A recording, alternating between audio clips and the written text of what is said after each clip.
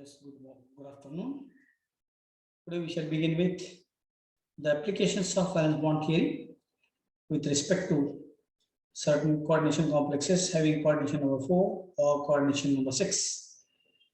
In this regard, I would like to again recall some points of interest under valence bond theory. As we know that it was proposed by Linus Pauling in the year 1931. The postulates that we already studied, you know those postulates very well, but if we apply the postulates or salient feature to certain complexes, then it is very easy to understand the entire theory that is known as the valence bond theory. As we know, it is the most widely used theory to study the certain different kinds of bonding, stereochemistry, and the magnetic properties of the coordination complexes. According to this theory, I would like to recall because I am going to apply the same postulates for the study of different coordination complexes. First postulate is that the central place metal atom must make available number of empty orbitals equal to its coordination number. So whatever number of bonds to be produced by the central metal atom, that much number of empty orbitals should be created by the metal atom. This is the meaning of this sentence. Secondly, the appropriate orbitals, say for example S, P, D, all these orbitals they reorient and they give a kind of hybridization for the central place metal atom. Third, the ligands which are surrounded by a metal, those must contain at least a lone pair of electrons. This is very important condition or very important salient feature. Fourth salient feature is that the empty orbitals of metal overlap with the field orbitals of ligand so as to form the coordinate bonds. Then, because of hybridization, as we know that because of hybridization, it is seen that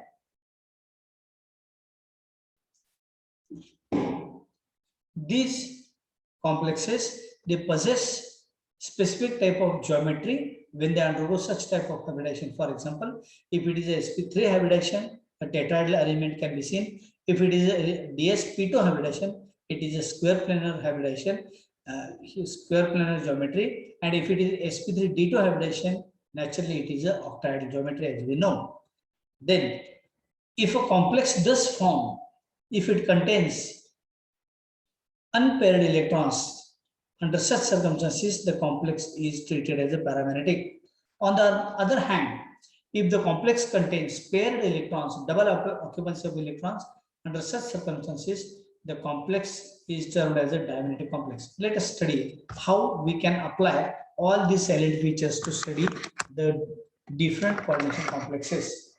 Now you have to listen and see very carefully how am I applying this theory for the study of these coordination number 4 complexes. For example, so first of all, the complexes with coordination number 4.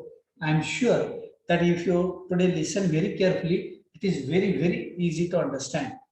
In this regard, for coordination number 4, there are two possible geometries as we know. First geometry is known as a tetrahedral geometry.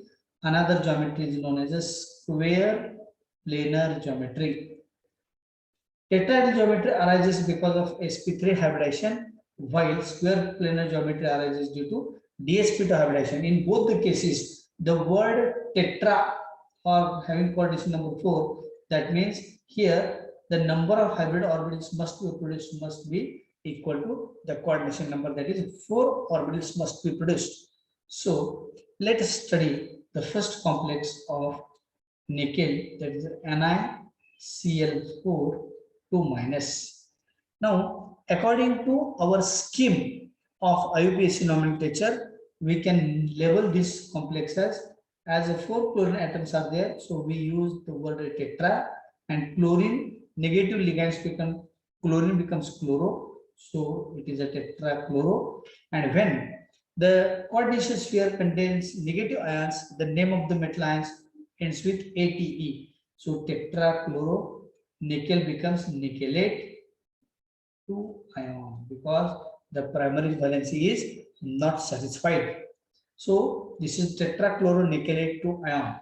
As we know, nickel having atom number 28, in terms of its d orbital configuration, we can write the electronic configuration as in terms of argon core 4s2 3d8. Now, the ground state electronic configuration of nickel atom. First of all, we shall write the electronic configuration of nickel atom, which contains the orbitals like this. This is a 3d orbital, this is a 4s orbital, and this is a 4p orbital. Now, how many electrons are contained by this 3d orbital? 8 electrons are there. So these are first 5 electrons, 6, 7, and 8. So this is a D8 configuration and 4s2. So this is a ground state electron configuration. In this case, nickel in this complex, nickel is in +2 oxidation state. So the excited state electronic configuration of nickel +2 ion. This is the main difference between the atom and ion. Now we are going to write the electron configuration of ion. So here 3d, 4s, 4p. So here loss of these 2 electrons from 4s takes place and remaining 8 electrons as it is. So this is excited state electronic configuration. Now in the third step, in the formation of this complex, these 4 chlorides must contribute their 2 electrons for the formation of the bond. So after gaining 4 electron pairs from chloride ligands, how the picture is shown, see here. This is 3d, 4s, and 4p. 3d8. No change takes place.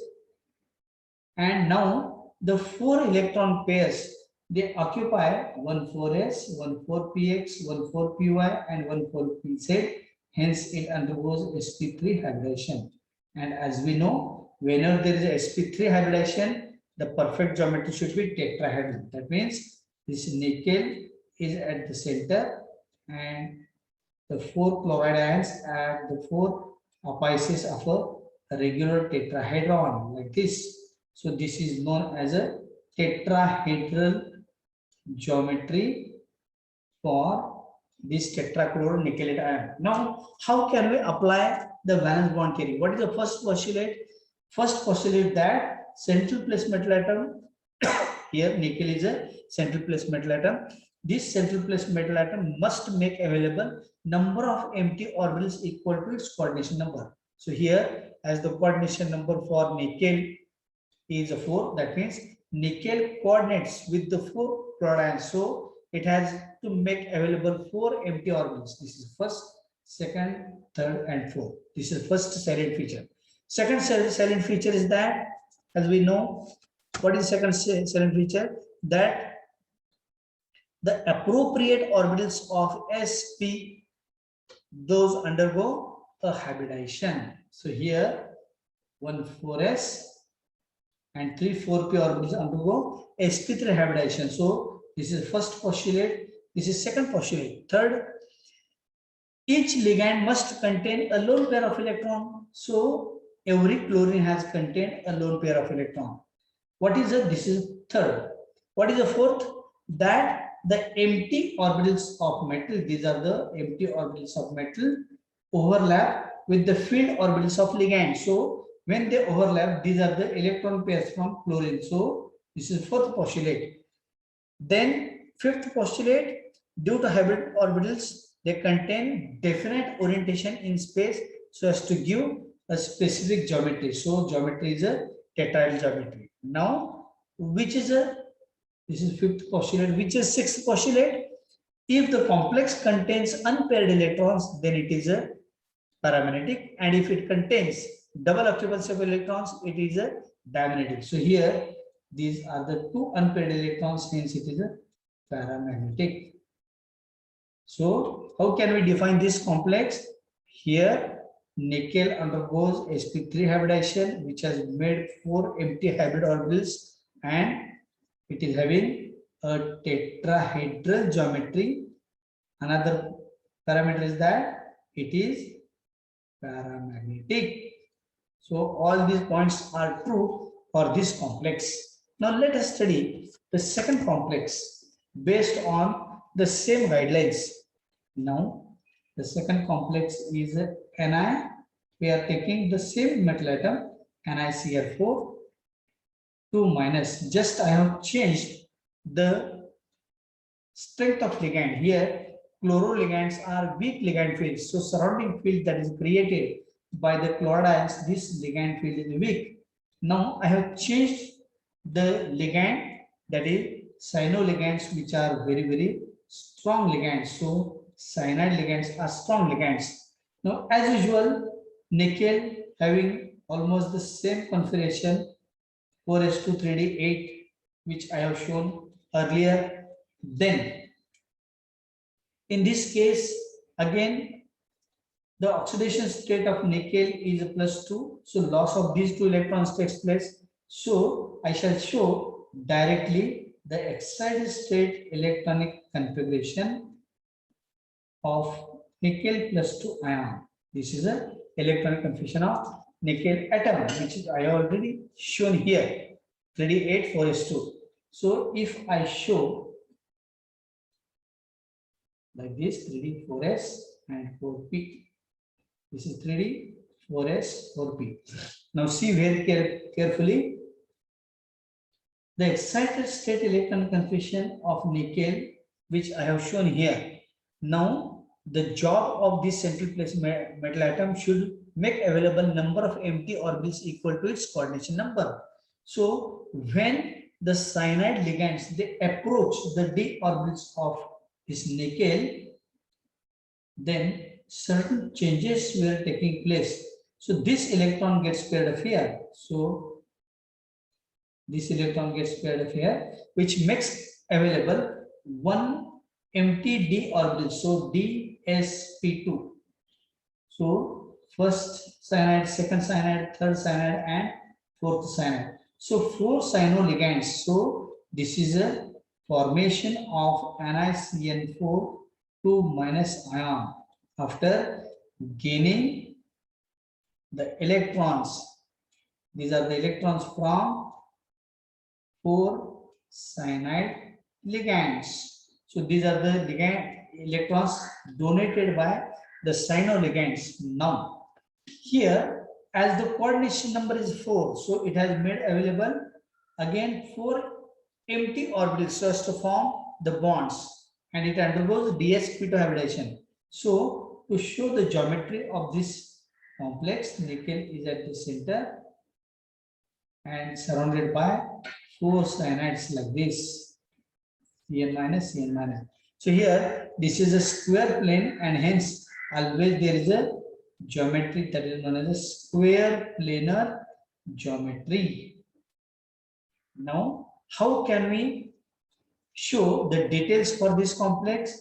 Here in this complex, nickel atom has undergone dsp2 hybridization. As there is a dsp2 hybridization, the geometry is a square planar geometry. Now again here coordination number is 4 because it has to form 4 bonds. Then as all the electrons are paired here, no unpaired electrons are there, hence it is a diamagnetic in nature. So this is how we can apply the theory for the study of nickel complexes. So we can say that whenever there is a sp3 hybridization, the geometry is a tetrahedral geometry, and whenever there is a geometry, whenever there is a dsp2 hybridization, the geometry is a square planar geometry. So these are the common conclusions that we have drawn from this valence bond theory. Now, if we move to study another complexes of copper based on the same theory, that is a valence bond theory, then here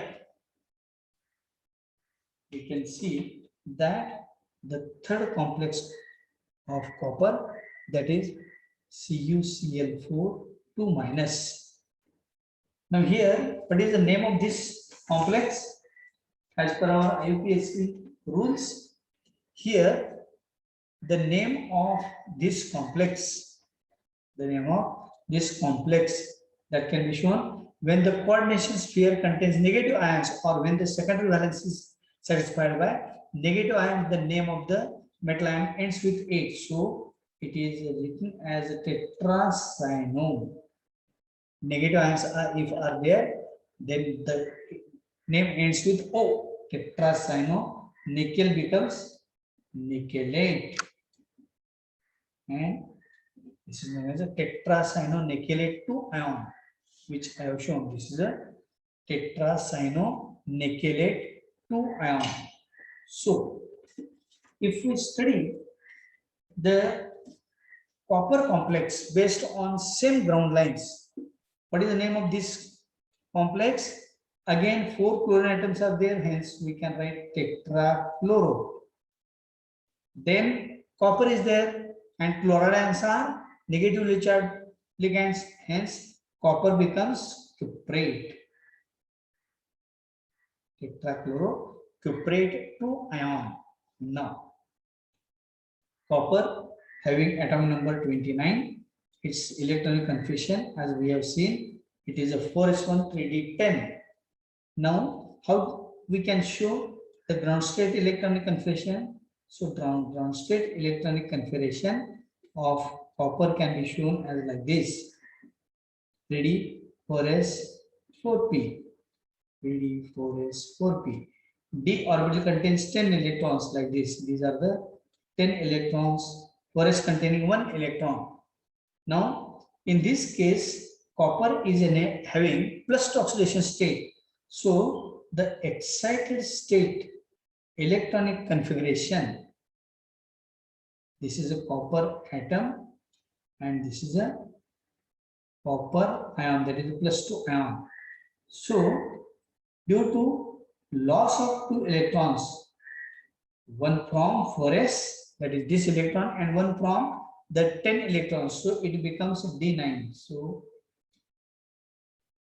loss of this electron and loss of one of the electron takes place. So, according to the first postulate, the central place metal atom must make available number of empty orbitals equal to its coordination number. So, 1, 2, 3, and 4. So, these are the empty orbitals. So, here, after gaining, these are the electrons from 4 chlorines, the formation of CuCl4 2 minus. So how can we show? Let's show this like this: 3d 4s 4p. So 3d 9 as usual, and 4 chlorines, the empty orbitals of metal, they overlap with the field orbitals of ligand, and thus they undergo again sp3 hybridization.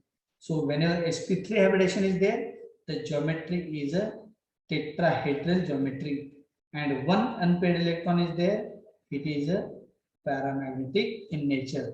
So how can we show the tetrahedral configuration? Copper is at the center, while the 4 apices of a tetrahedron are now occupied by the 4 chlorines. So here, central place metal atom has undergone sp3 hybridization. This is geometry tetrahedral, and due to presence of one unpaired electron, it is paramagnetic. So D9 configuration means D orbital containing one unpaired electron.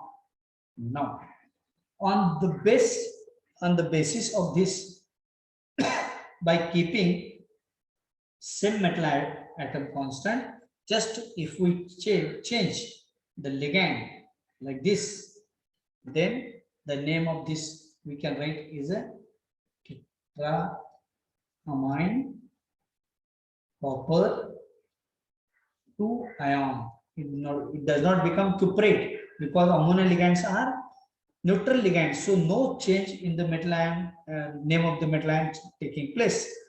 Now I shall write directly the excited state electronic configuration. That is, we know the first of all the ground state electronic configuration 4s1, 3d10, that is as usual. Now, after excitation, that means after the loss of two electrons, one from 4s and one from 3d. So, the excited state electronic configuration can be shown as like this: 3d, 4s, and 4p. So, this is a excited state electronic configuration of copper plus 2 ion. It is having D9 configuration. So one unpaired electron is there. Now, when the cyanide ligands, when the ammonia ligands approach these 3d orbitals of copper, then this single electron now jumps into 4p level, which makes available one inner d orbitals like this. Now we have to show the situation which is like this. So here this electron is jumped from 3d to 4p. Jumping or the promotion of such electron requires very less amount of energy, and hence such promotion of electron takes place. So according to first postulate, that the central metal atom must make available number of empty orbitals equal to its coordination number. So first, second, third, and fourth. So one 3d, one 4s, and two 4p orbitals undergo DSP to hybridization. So whenever there is a DSP to hybridization, the geometry is square planar geometry. And here this electron pertains to the same atom. Hence one should not write this is a dimagnetic, but it is a paramagnetic, or more clear manner, it is a reduced paramagnetic in nature. So how can we show the geometry? Copper is at the center, surrounded by 4 ammonia molecules like this. So this is known as a square planar geometry for this complex. So this is how we can apply the theory for coordination number 4 complexes. Now, how can we apply the same theory for coordination 6 complex? But this part that we have already studied last time, I have told you that while studying the 3D block elements, we have seen this, but I would like to mention once again for coordination number 6, where we have studied earlier, that is the inner and outer orbital complexes, or inner and outer orbital octahedral complexes. For example, if we take for instance one example of FeF6, this we know very well, but I would like to give you some glimpses of this part because that we have already studied last time. So here this is known as a hexafluoroferrate 3 ion. This is the IUPAC name. We know iron having atom number 26. In terms of d orbital configuration, it is 4s2 3d6. So the ground state electronic configuration can be shown like this: 3d, 4s, 4p, and these are the 4d, 3d, 4s, 4p, 4d. These are the next higher energy level orbitals available after 4s, 4p, and 4d. So d orbital containing 6 electrons, which I have shown here. This is d6 and 4s2. So this is ground state electron configuration of ferrous iron atom. In this case, iron is having +3 oxidation state. So to arrive at +3 oxidation state, it should lose 2 electrons from 4s and 1 of the electron from 3d. So the configuration now becomes as like this: 3d, 4s, 4p, and these are the 4d. So loss of 1 electron, that means it becomes again like this. Now here fluorine, chlorine, bromine, iodine, these are the weak ligand fields. So ligand field that is created by all such ligands, that is very poor or weak, and hence the central plus metal atom now makes available the orbitals, that is outermost orbitals like this. that is 6. The coordination number is 6, so it should make available 6 orbitals. So 1, 2, 3, 4, 5, and 6. That means 2 d orbitals are there. So this is a sp3d2. How can we write? This is 4s, then this is 4p, p3, and this is 4d, that is d2. So this gives an octahedral geometry. Now, how can we show octahedral geometry? Like this. Iron is at the center, and 6 ligands are like this, F minus, like this. Now, here in this complex, in the formation of this complex, as outer 2d orbitals are employed, hence it is known as the outer orbital complex, where the metal atom undergoes sp3d2 hybridization as electrons are unpaired, hence it is a paramagnetic. Or the same situation we can write this as, because of unpaired electrons, the spin is increased. It is known as a high spin. Or why the spin is increased? Because the electrons are spin free. So in this complex, the complex is a outer orbital. Why? Because outer 2d orbitals are employed. Now, on the same ground lines, if we study another complex just by changing the ligand, that is FeCl6 3 minus, name of this is a again hexacyanoferrate 3 ion. So by following the IUPAC nomenclature, we have written this name. Now I shall write directly the +3 configuration. How?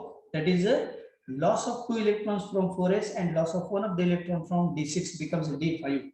So we can write this as like this: 3d, 4s, 4p, and these are the 4d, 4d, 4p, 4s, 3d. 3d containing 5 electrons. Now, cyano-ligands are strong field ligands. When cyanide ligands come closer to form such octahedral complex, then those electrons of iron which are unpaired, those experience sufficient pressure or sufficient force, and this electron gets paired up here like this. This electron gets paired up here like this, and 1 electrons remain unpaired. Now, the remaining picture that we have to show as like this. So here, these are the d orbitals, hence d2. This is s orbital, then s, and these are the p orbitals, then sp3. So this is how, in this case, it undergoes d2 sp3 hybridization. As inner 2d orbitals are employed in this case, hence it is known as a inner orbital complex. Similar to that of first complex was an outer orbital complex, because outer 2d orbitals are employed. Here, inner 2d orbitals are employed. Again, where it undergoes d2 sp3 hybridization. Again, 1 unpaired electron is there, hence it is a paramagnetic, or more simpler forms, it is showing reduced paramagnetism. And again, as the electrons are paired, and hence the spin is lowered, hence it is known as a low spin or spin paired complex. So this is how we have seen that inner orbital and outer orbital octahedral complexes. Now, the next aspect, I think you remember how to apply the valence bond theory to the coordination number 4 and coordination number 6 complexes. Now, the another part which is also very interesting to study, because after 5 to 6 minutes, this meeting will get over. You have to again click the same link and you have to again join. So, the very interesting aspect of this topic that I would like to start is known as isomerism. What is this isomerism? Isomerism is nothing but it may be recalled that the compounds having the same chemical formula, but different structures. Those are having different structures. They also differ in their physical and chemical properties. All such compounds are known as, the phenomenon is known as a isomerism. So certain coordination complexes are having same chemical formula.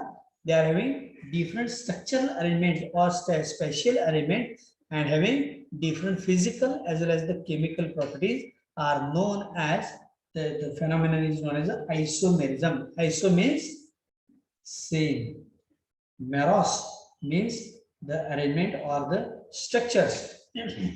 Now, this is all about the phenomenon that is known as the isomerism. Now, certain coordination complexes, they give rise to wide variety of isomers due to different types of linkages and different structural arrangement of the constituent atoms. So we know that different ligands are also present in coordination complexes. So due to different arrangement of these ligands, different isomers have been produced. So isomerism in coordination complexes can be conveniently divided into two main types. One type that is known as a structural isomerism. One type that is known as a structural isomerism, and second is known as a stereo isomerism.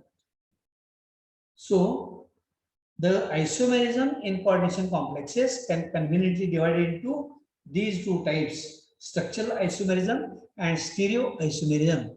Structural isomerism can also be subdivided into 5 different types, and stereo isomerism can also be divided into 2 types, but these 2 types contain the optical isomerism and the geometrical isomerism. So these are the different types, those we have to study under these isomerism. So under structural type of isomerism, there are 5 isomerism. Those I would like to mention here. First is known as the ionization isomerism. Second is known as the hydrate isomerism. Third is known as the coordination isomerism. Fourth is known as the linkage isomerism. And fifth type is known as a coordination position isomerism.